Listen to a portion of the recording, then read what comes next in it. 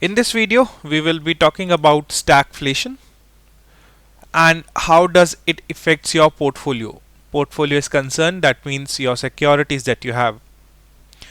So recently we know that the Fed have cut their rates. अब Fed क्या है?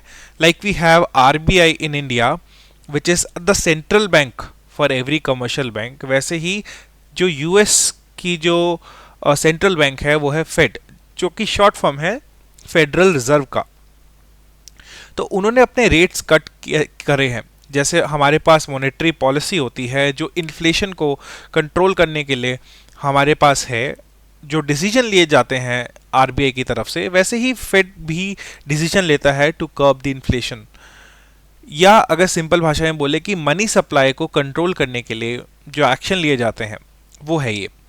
तो फेड कट कर दिया उसने रेट, हम इसके बारे में बात करेंगे through bye 25 bps which is base points, so stating that there is no risk of stagflation ahead.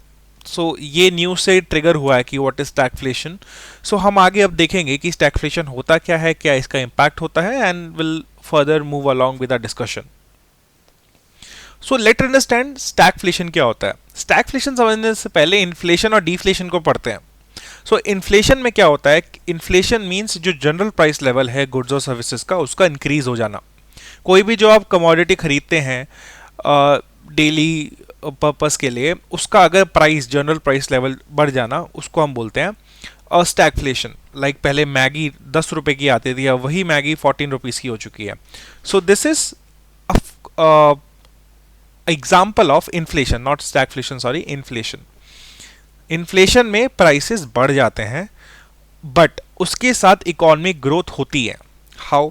अब देखो, किसी चीज का प्राइस बढ़ जाता है for any amount of reasons we know, वो that is mostly triggered because of high end demand. किसी चीज की डिमांड ज्यादा होगी और सप्लाई कम होगी तो उसके प्राइसेस बढ़ेंगे।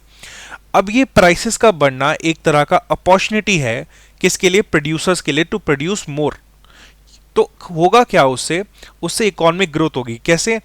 वो जो इन्फ्लेशन है जिसने ट्रिगर किया राइज इन प्राइसेस, अब ये जो एक्स्ट्रा पैसा जो आएगा सप्लायर के पास, supplier will be motivated to produce more, और प्रोड्यूस मोर के लिए उनको लगेगा more labour, that is higher employment generate होगा। This is what we know as the Phillips curve in economics, जहां पे इन्फ्लेशन के साथ जो अनएम्प्लॉयमेंट है वो गिर रहा है, इन्फ्लेशन बढ़ रहा है, अनएम्प्लॉयमेंट गिर रहा है।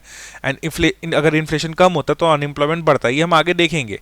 सो फिलिप्स कर्व का ये एक सिद्धांत है जो हम इकोनॉमिक्स में पढ़ते हैं।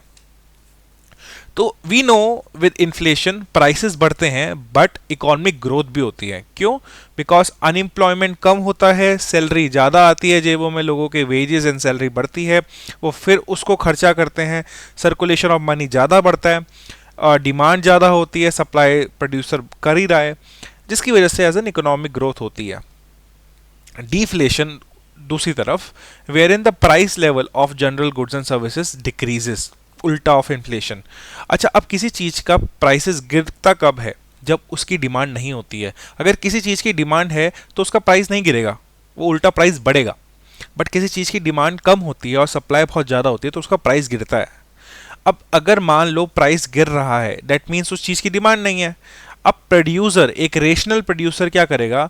जो ऑलरेडी स्टॉक है, तभी तो सप्लाई बढ़ रही है ना, तभी डिमांड कम हुई और प्राइसेस कम हुए। डिमांड, लॉ ऑफ डिमांड ये बोलता है कि अगर डिमांड हो रही है तो प्राइसेस हाई होंगे, और अगर डिमांड नहीं हो रही है तो प्राइसेस लो होंगे। अगर आपके गुड्स की डिमांड बहुत ज़्यादा है तो आप प्राइसेस हाई कर दोगे। अगर आपकी डिमांड गुड्स की डिमांड और सप्लाई कम है, डिमांड, तो आप क्या करोगे? प्राइसेस को कम करोगे कि वो बिक जाए। तो डिफ्लेशन में क्या होता है? प्राइसेस डाउन होते हैं। Why? Because supply is high. अगर ऑलरेडी सप्लाई इतनी ज़्यादा है तो अनएम्प्लॉयमेंट तो बढ़ेगा ही। क्यों? क्योंकि जो एग्जिस्टिंग लेबर है उनके पास काम नहीं होगा, क्योंकि वो प्रोडक्शन नहीं कर रहे हैं। क्यों? क्योंकि सप्लाई ऑलरेडी ज़्यादा है, जिसकी वजह से क्या होगा?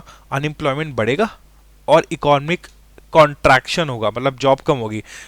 अनएम्प्लॉयमेंट बढ़ा, लोगों की जेब में से पैसा नहीं है, सैलरी नहीं है, वेजेस नहीं है, वो खर्चा किस पे करेंगे? And hence economy would be contract, अगर हम as a simple macro economics term में देखा जाए। ये दोनों तो क्लियर है, but what is stagflation? Stagflation is nothing but stagflation plus inflation. इसमें प्राइस तो बढ़ते हैं, बट प्राइस बढ़ने के साथ इकोनॉमिक ग्रोथ नहीं होती, वो स्लो इकोनॉमिक ग्रोथ होती है, या ग्रोथ होती ही नहीं। That is stagflation.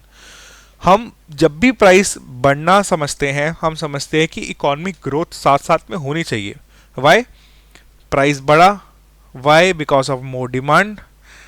This higher in price would result to an attractive opportunity for supplier to produce more. More production require more labor. More labor means more salary and wages, and those more salary and wages will again come to the market in a form of new demand. और इससे economic growth होगा। But stagflation में price बढ़ता है but economic growth नहीं होती। Why? For what reason? We will check out.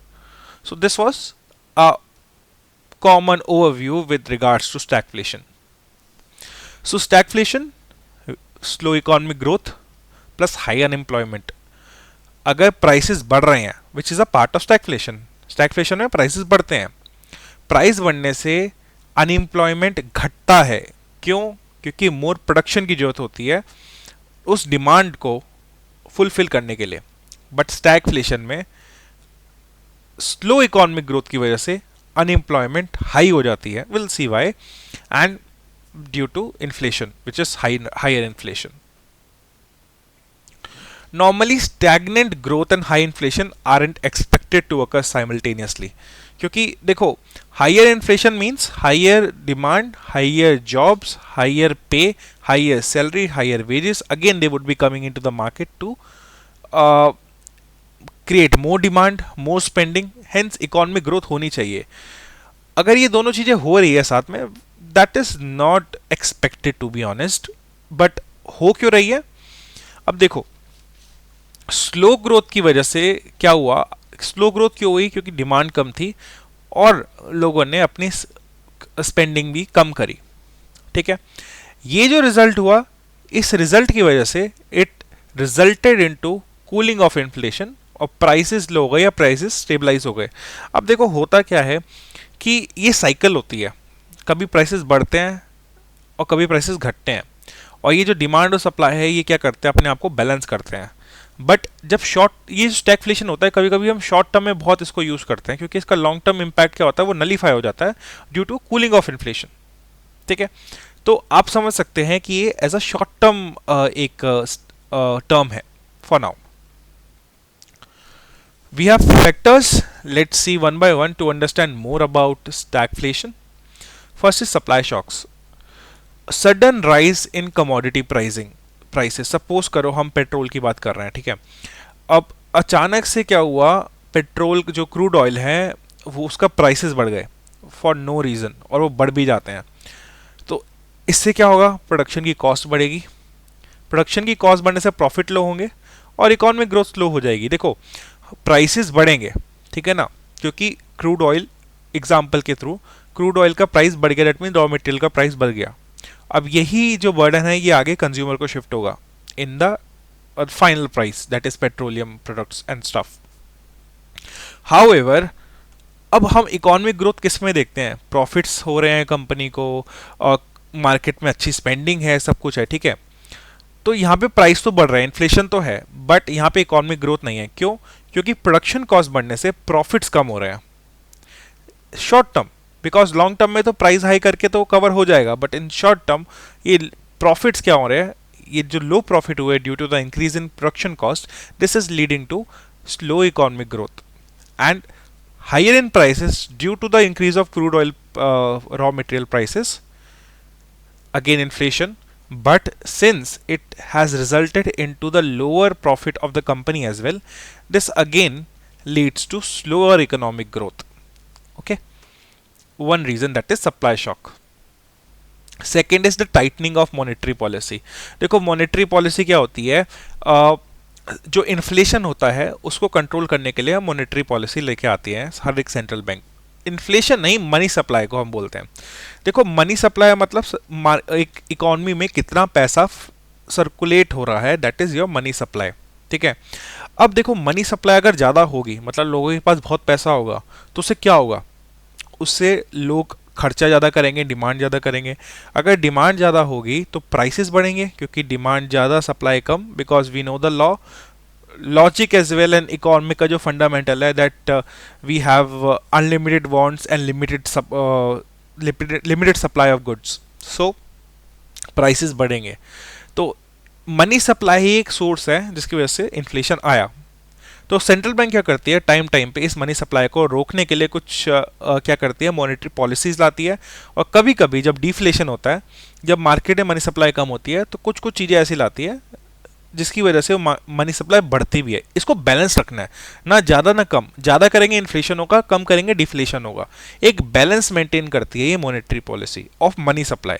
Money supply then result into inflation और deflation, ठीक है।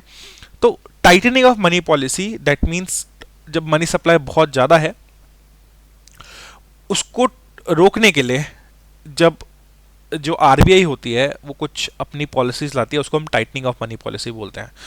अब होता कैसे है, अगर सेंट्रल बैंक अपने रेट्स बढ़ा दे, ठीक है, इससे मनी सप्लाई कम हो जाएगी। ये एक अलग ही टॉपिक है। देखो, कमर्शियल बैंक्स क्या करती हैं, कमर्शियल बैंक्स पैसे कैसे कमाती है, हमसे डिपॉजिट लिया, हमें सपोज करो 4% इंटरेस्ट दिया ऑन डिपॉजिट सेविंग्स पे, एग्जाम्पल, ठीक है, इतना मिलता नहीं बट 4%।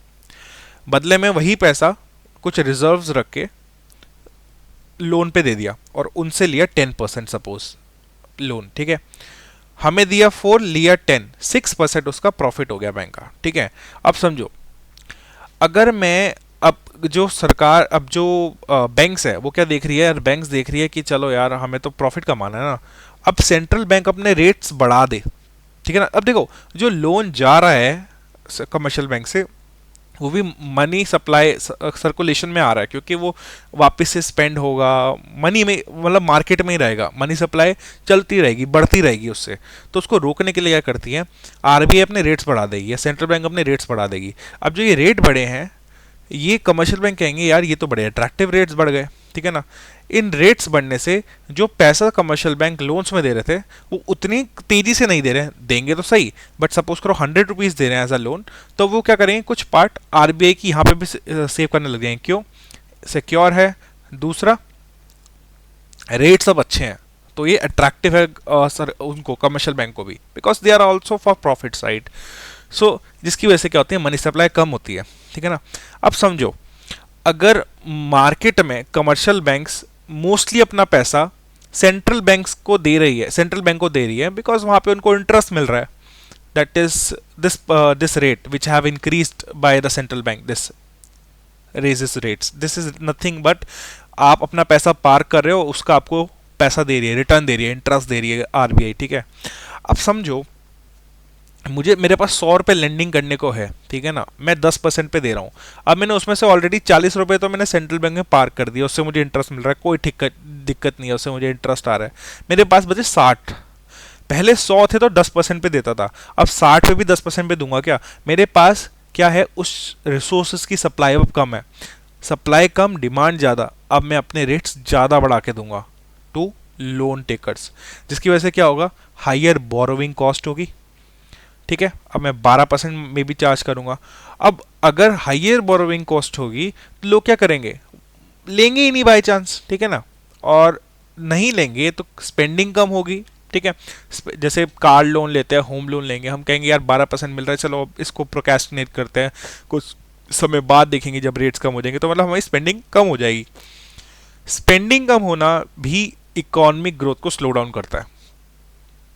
हम अगर पैसा, सपोज करो हम अपनी जो बाहर जो हम किराने की दुकान पे सपोज करो एग्जांपल, हम अगर उनको पैसा नहीं देंगे तो वो भी स्पेंडिंग नहीं करेंगे, और जो वो स्पेंडिंग करने वाले थे, जिस पे वो स्पेंडिंग करने वाले थे, वो आगे स्पेंडिंग नहीं करेगा, तो ये चेन बनती जा रही है। और अगर कोई स्पेंडिंग नहीं करेगा तो मार्केट स्टेगनेंट हो जाएगा, क्योंकि हर एक इंडिविजुअल एक इकोनॉमी में दूसरे को डिपेंडेंट है। मैं अगर खर्चा नहीं करूंगा तो दूसरा कैसे खर्चा करेगा। एग्जाम्पल बता रहा हूँ, बिकॉज अगर एक पर्सन कि वो एक्सपेंस है, दूसरी पर्सन के लिए वो इनकम है, अगेन वो अपने उस इनकम को फर्दर स्पेंड करता है, तो ये चेन बनती रहती है और ये मार्केट में जो ये मनी है ये घूमता रहता है, ठीक है। बट अगर स्पेंडिंग कम हो जाएगी, हम देखो मैक्रो लेवल पे बात कर रहे हैं, बहुत बड़े लेवल पे, ठीक है, अगर ये स्पेंडिंग कम हो जाएगी, हमारी इकोनॉमिक स्लो डाउन हो जाएगी, that means high inflation. Inflation क्यों हुआ? हायर बोरोइंग कॉस्ट, ठीक है। और since the spending is lower, economic growth is also slow down, again stagflation. Cost push inflation, देखो wages, raw materials and price, इनका क्या हुआ? प्राइस राइज हुआ, ठीक है। That is are the first part of the production में जो use होते हैं रॉ मटेरियल्स, ठीक है। अब इससे क्या हुआ? इससे प्रोडक्शन एक्सपेंसेस बढ़ गए, ठीक है ना। प्रोडक्शन एक्सपेंसेस बढ़ने की, देखो क्या होता है जब भी हम मैन्युफैक्चर करते हैं तो raw material, working progress and finish good, raw material का प्राइसेस बढ़ गया, ठीक है ना। कॉस्ट को पुश करा उन्होंने ड्यू टू वेरियस सर्कमस्टांसेस, जिसकी वजह से क्या हुआ?